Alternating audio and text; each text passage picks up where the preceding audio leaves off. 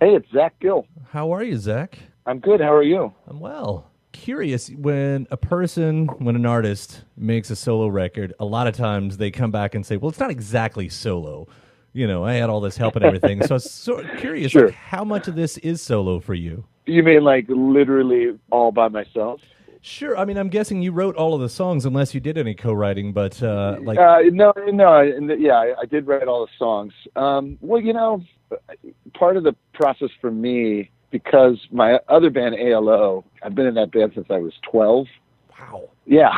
Is that so, true? so, yeah, that's true. Yeah. It's like that band's been together. I mean, our drummer has been in since college, but so that is a very collaborative sort of band. And, when ALO makes music, it's sort of a four-way beast that you're kind of constantly writing. And it turns out, because of that, really interesting things can happen, things you don't expect. But for this, these were sort of songs that were pretty personal to me. And some of them had been, in the ALO, like when we make an ALO record, we generally kind of send each other songs, and certain songs keep, this one would be fun for the band. But then there's ones that sometimes, even the band will be like, this is a great song, but it doesn't feel quite like a band song, And so a lot of these songs from my solo record kind of fell in that category where people seemed to always like them, but they felt maybe too personal. And so then after a while, I just thought, you know what, these songs keep gnawing at me, and it's just time to record them. And of course I did. I did have help, just like suddenly, at first I thought I was all by myself, and then suddenly I had a lot of help. It's like anything but a solo record in the end. Yeah, you talk about this, being a personal record, and it's very evident in these songs too, especially, and I'll pull out two of these with the Ode to the Father and Eliza Grace. Sure. Which, there's a very similar theme there that seems to be on your mind and dealing with kids. Suddenly when I was done with the record, I realized there's like 4 or 5 songs on there that all talk about fathers. Not always like me being a father, but there's 2 songs that sort of refer to my dad. And it was like, wow, what's happening here? I mean, that's the other thing with making a solo album, is when you put it all together and then you finally listen back to what you made, and then you get all these, like, it becomes clear what's on your mind, I guess. Mm-hmm. How many kids do you have? It becomes like a scrapbook. I've got 2. I've got Eliza, Ellie, who's she's 6, and then I've got Jaden, who's 17. Okay. Did they have those points where like, hey, when are you going to write a song about me? A lot of kids will ask their parents. Well, there's a song in the ALO catalog called "Waiting for Jaden." That's pretty old. It's about when we were waiting for her to be born, and I was pretty young when I was 24 when Jaden was born, and so that's always been so it's like the song it literally talks about trying to induce her labor, and she was late and all this stuff like that. So she's kind of always had that. And then I guess on my last solo record there was a song about her. But yeah, Ellie was the one who was like, when are you going to have a song about me? Because you know how it is with siblings. That's it. You got to have it. You got to even it out. Everybody's got to have the same dessert. Although it's funny that there's ALO does this version of "Happy Together" by the Turtles, and I told Ellie it was about her. Oh, she thinks that I wrote that song for her, but you're gonna have to keep that lie for the rest of your life. We'll see how that plays out. But on "The World Is New," "Ode to the Father of a Teenage Daughter," that's my daughter Jaden singing backup vocals on it. Complete family affair. I was pretty psyched on that. And I'm going to use that actually as the seg here, because I know the story behind Joy and reclaiming the guilty pleasures. It was your daughter right at a music festival. Yeah, right. And well, go ahead. I'll let you tell the story. Well, yeah. I mean, we were at. Do you have daughters? I have a son. Yeah, he's 9. You have a son. Yeah, he's 9. Well, so yeah. I mean, I don't. I've never had sons, so I don't know. But I know everybody warned me, like, when the teenage years hit, like, get ready. Right. Because it's definitely an interesting time and a lot of growth for both of us. But Jaden quickly she was like, I love music, and it wasn't always the music I was into at all. In fact, it usually wasn't. But she's really into music, and so then, but I think that the whole guilty pleasure thing I think comes from like this idea that we grow out of things, and then there's things that we still love that we're not supposed to be into, almost right. like like an eighth grader playing with action figures or something, like and it's like there's nothing wrong with that, but some people think there is. So then there's this like little social guilt. But when I was we were at the Outside Lands Music Festival, which was actually the first time I played so many of these festivals, but I'd never actually gone for multiple days in a row and done the whole thing, Right. and it was really quite fun. And I brought my daughter and her friend, although we didn't hang out together, but we met up at the end of the night each night and took the Uber back to the place where we were staying, and we talked a lot about music, and she saw all sorts of different things and I saw all sorts of different things. And the thing that is neat about music festivals is that it's all there sort of living together. Mm-hmm. And I'd been thinking about, that guilty pleasure seems to come up a lot. People are always like, what's your guilty pleasure song, and even in the, like in Jack's band or, and in the ALO, there's always like, maybe part of it's a musician thing, but it's, it's crazy how you get in these discussions where suddenly like, one person's like, I hate Steely Dan. And Right. You're like defending Steely Dan. And then, and it can really get, these things get really, music speaks to people's hearts, so like it can get pretty dicey. Like what one person hears in something can be so different than what another person hears. One person hears sophistication, another person hears, bragging or something, right. Or trying to be overly clever, and so you dissect these things, and for better or for worse, I think maybe when you're trying to make great music, and sometimes they drive you a little crazy. So somehow out of all of that, that song was born. Yeah, I've talked about this a lot in my circle of friends too, and around here. Like, it's interesting, the guilty pleasure, not just within the Yes. artistic community and how we talk about it, but from generation to generation. How at one point, like when I was growing up, you weren't supposed to. My friends, we weren't supposed to like Journey or like Bon Jovi or anything like that. Yeah. Something like that.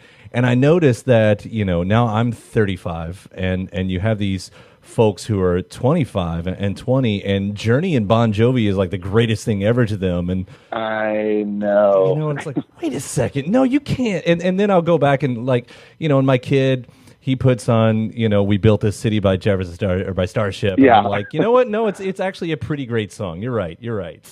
Totally.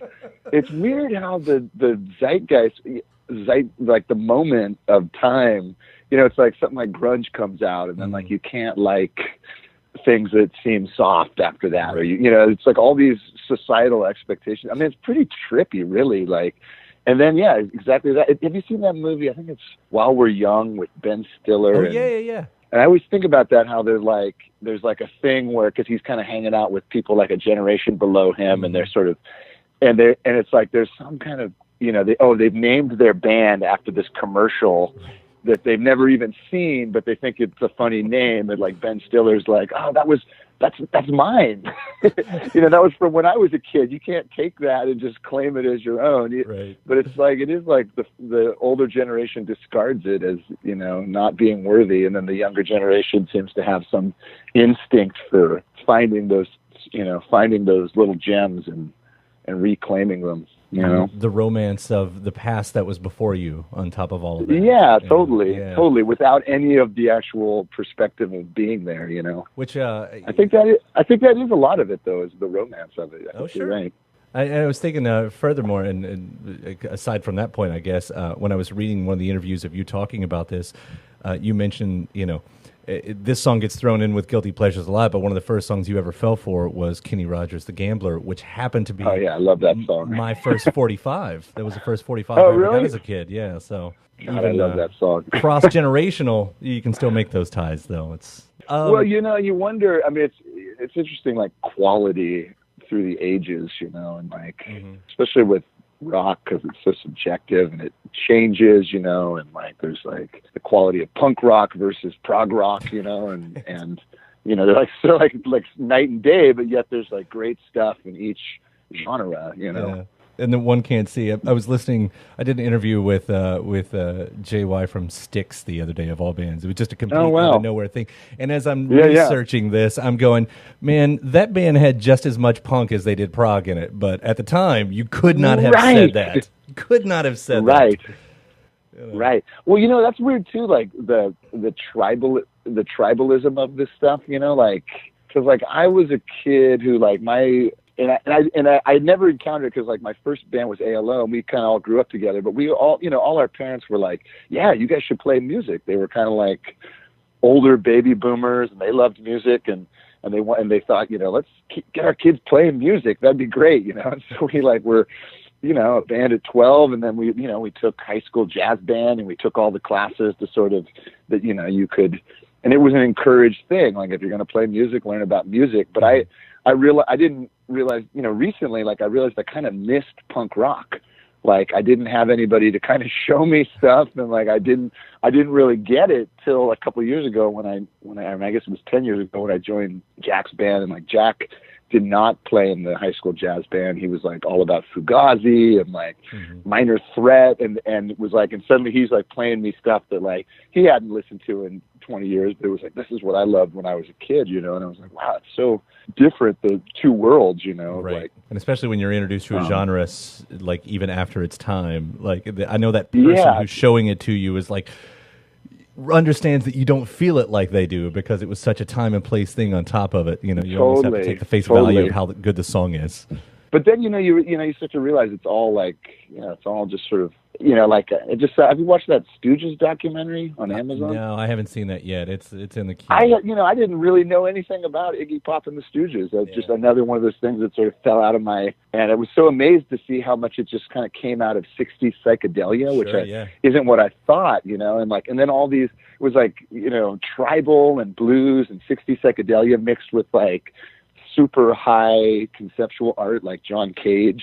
You know, where he's like playing a vacuum cleaner on stage and doing all these kind of performance art things. And you're like, wow, I had no idea, you know?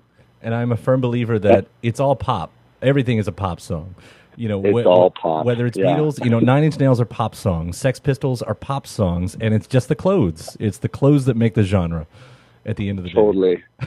Totally. It's just because it's just feathers in a cap, you know, like just to differentiate. Well, and then do you want? Sometimes I think like if it wants to be, you know, if it's trying to be popular on some level, then you're right. It really is pop music. Yeah. And it's just, you know, it's using whatever the channel is of the time. Like, you know, if a kid grows up in '87, there's one option. If he grows up in '57, it's another option. Right. You know? Exactly. On my record, there's a song called "Chuck and the Nomads" that's about my dad because he was a musician. But he always talks about, and the lyrics talk about it a little bit, but, you know, he's like in '57, like he ordered a guitar out of the catalog and he was in Ohio and he said, all I had to do was put it on and people just came from miles around to see this thing, you know, like Chuck Gill's got himself an electric guitar, you know. It's like thing from another planet. Since we tied this back around to your record, well done. There's a part just right after that too. Little Speck through Ride This Sucker Out almost feels like a story arc, like those 3 songs actually belong together. Am I hearing that right? Totally. Yeah, totally. And absolutely. Because I don't know what would you call that? It's not the political part of the record, but it's kind of the political part of the record. Sort of, you know. It's like I think about it. I mean, because at the time I was like, oh, is this too much? But I rode with it. And really, I kind of started at the one before, Up From Down Below. I kind of like all of those going together.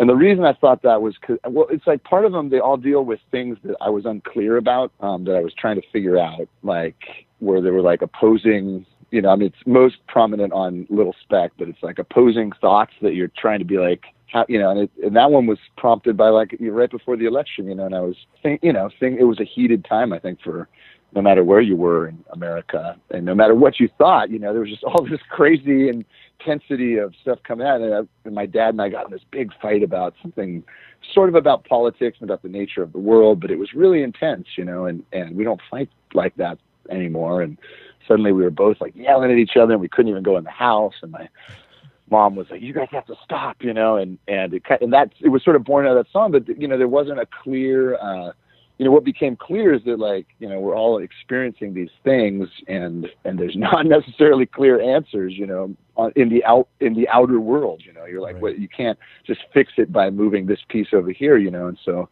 I think in my case, I kind of tried to go inward and start looking at my thoughts and my heart, and I don't, you know, it's sort of fuzzy to talk about those kinds of things, but it became a theme for the whole record, you know, because I started the record kind of more or less like in December, you know, and so there was plenty of time to think about that stuff.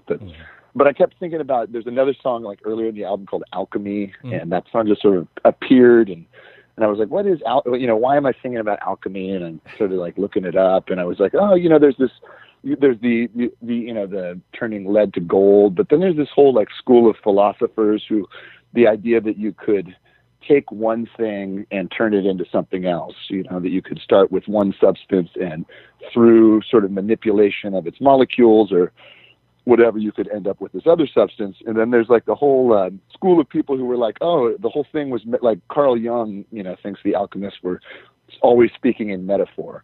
Like it was always about like spiritual gold.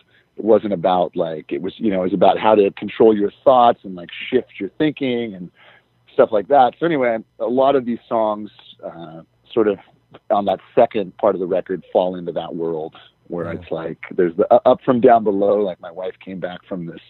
I mean, it's going to sound crazy, but she came back from this. It was like a 40th birthday party, and they danced this thing called the 5 Rhythms at this retreat up in Big Sur. And my wife hadn't, you know, gone on a trip by herself for probably 20 years or something, you know. So maybe part of it was that, but she came back from this thing where they had to dance for 8 hours straight where you know, the idea was that you dance like you dance fear into courage and then back into fear, and you feel these things, and there's like this kind of person taking you along, and there's all this music, and it was created by this woman, Gabrielle Roth, in the 80s. And my wife came back, like she wrote this letter to every member of her family, and she just came back like ecstatic from this thing and like full of joy. And like suddenly we were like talking about all these things that had been like things that I didn't know how to express. And like she, you know, like these things where you're like in a relationship, you're like, how do I, what is, you know, you just, I better to just ignore it because I don't know how to talk about it. And then suddenly like she just came back like full of life, and we were talking about all this stuff, and it was great. And I just thought like, that's amazing that like you can go away for a couple days and like come back, and suddenly like life was different, you know, like our relationship was forever changed. So that inspired that song. And then it kind of snowballed from there, where it was just like, let's think about all these little things. And so like Up From Down Below, inspired by that. And then there was The Little Speck, was like kind of thinking of like politics with my dad and trying to work that out. And then All Right Soon was, you know, I'm like sitting, it was like a similar experience where, you know, it's like something you say to yourself, but you're like, what does it really mean? Like, is it actually like, can I actually stay positive in the face of these things? Like, how do I work this out? You know? And so it was like an attempt to work it out. And then I think Ride This Sucker Out was a similar thing of sort of being like, well, it's maybe a little less optimistic, but it's, you know. Oh, it's a great punchline. Almost. Yeah. you know, it's like, because what can you do? Right, you know, at this what point, can like, you do? I mean, there's lots of things you can do personally in your circle and for the earth or something like that. But eventually, you just have to ride the sucker out, which I just thought was the greatest kind of conclusion for that little arc there. So that is what we're doing, exactly. That's what we're doing. And I continue to do it. Yeah.